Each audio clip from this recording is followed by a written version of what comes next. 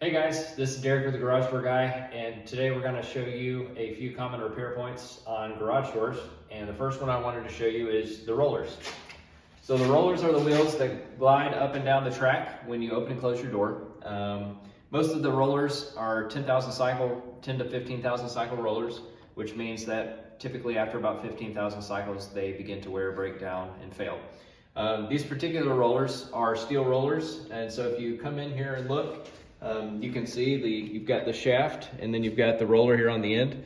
The way we tell if these are wearing is you can take the roller in your finger, and if you can rock that wheel back and forth, that means there's starting to be some wear, which this one has wear. We here at Garage Door Guy sell premium 25,000 cycle rollers that are sealed bearings, and so you don't have to worry about dust and debris getting in, but you also don't have to worry about lubricating them every year as these do.